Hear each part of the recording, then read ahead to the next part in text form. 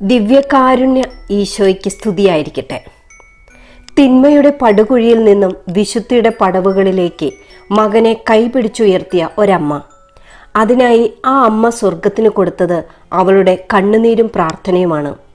ഉത്തരം കിട്ടാത്ത പ്രാർത്ഥനയ്ക്ക് മുൻപിൽ അമ്മ ക്ഷമയോടെ കാത്തിരുന്നപ്പോഴും അവൾ അറിഞ്ഞില്ല സ്വർഗം 2 വിശുദ്ധരെ പണിയുകയാണെന്ന്. ഏതൊരു മഹാപാപിക്കും വിശുദ്ധനാകാൻ കഴിയുമെന്ന് ലോകത്തോട് വിളിച്ചു പറഞ്ഞ വിശുദ്ധ അഗസ്തീനോസും അമ്മ മോനിക്കയെയും കുറിച്ചാണ് നമ്മൾ ഇന്ന് അറിയാൻ പോകുന്നത്.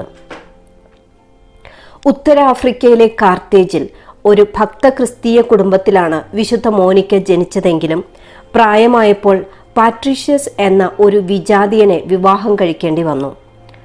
അവർക്ക് അഗസ്റ്റിൻ നവീജിയസ് എന്ന 2 മക്കളും ജനിച്ചു. അവൾ തൻ്റെ ഭർത്താവിനെ സന്മാതൃകയും സ്നേഹവും കൊണ്ട് ക്രിസ്തീയ വിശ്വാസത്തിലേക്ക് ആകർഷിക്കാൻ ശ്രമിച്ചുകൊണ്ടിരുന്നു.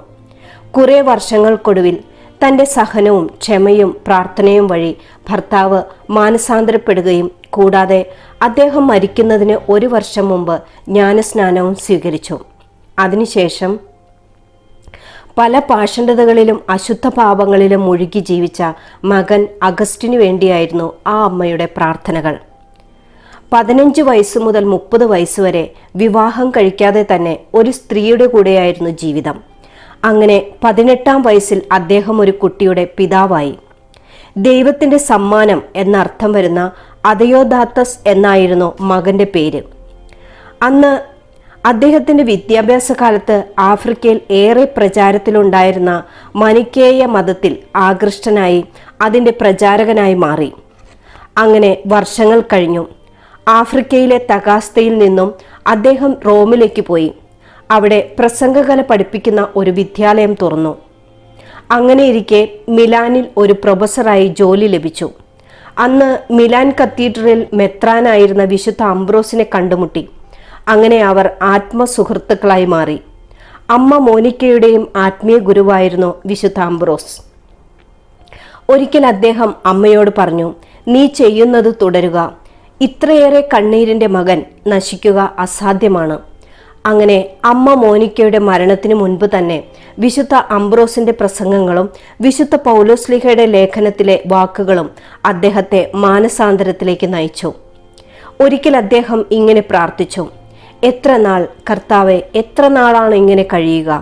നാളെ എന്തുകൊണ്ട് ഇപ്പോൾ തന്നെ ആയിക്കൂടാ?" അപ്പോൾ ഒരു ശിശുവിൻ്റെ സ്വരം ഇങ്ങനെ കേട്ടു, "ബൈബിൾ തുറന്നു വായിക്കുക." ഉടനെ തുറന്നു വായിച്ചു. റോമാലേഖനം 13-ാം അധ്യായം 13-14 വാക്യങ്ങൾ. "പകലിന് യോജിച്ച വിധം നമുക്ക് പെരുമാറാം. സുഖലോലുപതയിലോ മദ്യലഹരിയിലോ അവിഹിത വേഴ്ചയിലോ വിഷയാസക്തിയിലോ കലഹങ്ങളിലോ അസൂയയിലോ വ്യാപരിക്കരുത്. പ്രത്യുത കർത്താവായ യേശുക്രിസ്തുവിനെ ധരിക്കുവിൻ. ദുർമോഹങ്ങളിലേക്ക് നയിക്കത്തക്ക വിധം ശരീരത്തെപ്പറ്റി ചിന്തിക്കാതിരിക്കുവിൻ." ഈ വചനം അദ്ദേഹത്തിൻ്റെ ഹൃദയത്തിലേക്ക് ആഴത്തിൽ തുളച്ചു കയറി. അതോടെ പ്രസംഗകല വഴിയുള്ള ഉപജീവനവും പ്രൊഫസർ സ്ഥാനവും വിവാഹം കഴിക്കാനുള്ള പദ്ധതിയും ഉപേക്ഷിക്കാനും ബ്രഹ്മചര്യനിഷ്ഠയിൽ ജീവിക്കാനും തീരുമാനിച്ചു. അങ്ങനെ 33-ാം വയസ്സിൽ അഗസ്റ്റിനും മകൻ അദയോദാത്തസും ഒരു ഉയർപ്പ് തിരുനാൾ ദിനം വിശുദ്ധ അംബ്രോസിന്റെ കരങ്ങളിൽ നിന്നും ജ്ഞാനസ്നാനം സ്വീകരിച്ചു. 36-ാം വയസ്സിൽ പൗരോഹിത്യത്തിലേക്കും 41-ാം വയസ്സിൽ ഹിപ്പോയിലെ ബിഷപ്പായും അഭിഷേകം ചെയ്യപ്പെട്ടു. അന്ന് നിലവിലുണ്ടായിരുന്ന പാഷണ്ഡതകളെ ശക്തമായി അദ്ദേഹം എതിർത്തു. ദൈവശാസ്ത്രജ്ഞന്മാരുടെ ദൈവശാസ്ത്രജ്ഞൻ, വേദപാരംഗതന്മാരുടെ വേദപാരംഗതൻ എന്നറിയപ്പെടുന്ന വിശുദ്ധ അഗസ്തീനോസ് ചെറുതും വലുതുമായ 100-ലേറെ പുസ്തകങ്ങൾ സഭയ്ക്ക് സംഭാവന ചെയ്തിട്ടുണ്ട്. അതിൽ ദൈവനഗരം എന്ന കൃതി ഏറ്റവും ബൃഹത്തായ രചനയും തൻ്റെ കൃതികളിൽ അദ്ദേഹത്തിൻ്റെ ഏറ്റവും പ്രിയപ്പെട്ടതുമാണ്. വിശുദ്ധ അഗസ്തീനോസിന്റെ ജീവിതകഥ വിവരിക്കുന്ന പുസ്തകമാണ് കൺഫെഷൻ. ട്രിനിറ്റി എന്ന കൃതിയാണ് അദ്ദേഹത്തിൻ്റെ മാസ്റ്റർ പീസ്. അദ്ദേഹത്തിൻ്റെ ആത്മകഥയിൽ ഇങ്ങനെ എഴുതിയിരിക്കുന്നു, "ഞാൻ എന്നെ നശിപ്പിച്ചു. എൻ്റെ സൃഷ്ടാവ് ഇന്നിതാ എന്നെ പുനർജീവിപ്പിച്ചിരിക്കുന്നു. ഞാൻ അങ്ങയെ സ്നേഹിക്കാൻ എത്ര വൈകിപ്പോയി." അമ്മ മോനിക്കയെക്കുറിച്ച് അദ്ദേഹം ഇങ്ങനെ എഴുതി, "അമ്മയ്ക്ക് എന്നോടുണ്ടായിരുന്ന സ്നേഹം എത്രയെന്ന് വർണ്ണിക്കാൻ വയ്യ. അവളുടെ വാക്കുകളും നോട്ടവും വഴി അവൾ ഞങ്ങളുടെ ഹൃദയത്തെ ദൈവത്തിങ്കിലേക്ക് ഉയർത്തി. എൻ്റെ ദൈവമേ, ഞാനിന്ന് അങ്ങയുടെ ശിശുവാണെങ്കിൽ അത് അങ്ങെനിക്ക് ഇത്തരമൊരു അമ്മയെ നൽകിയതുകൊണ്ടാണ്. അദ്ദേഹം അമ്മയുടെ മരണശേഷം തൻ്റെ സ്വത്തുക്കളെല്ലാം പാവപ്പെട്ടവർക്ക് വീതിച്ചു കൊടുക്കുകയും ഒരു സന്യാസ സമൂഹത്തിന് തുടക്കം കുറിക്കുകയും ചെയ്തു.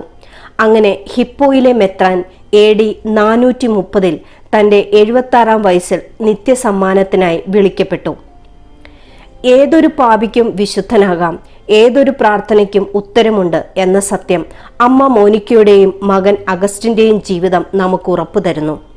ഒരുവൻ പോലും നശിച്ചു പോകാൻ എൻ്റെ പിതാവ് ഇഷ്ടപ്പെടുന്നില്ല എന്ന് പറഞ്ഞ യേശുക്രിസ്തുവിൻ്റെ കൃപ നിങ്ങളെല്ലാവരോടും കൂടെ ഉണ്ടായിരിക്കട്ടെ. ആമേൻ. ഹല്ലേലൂയ.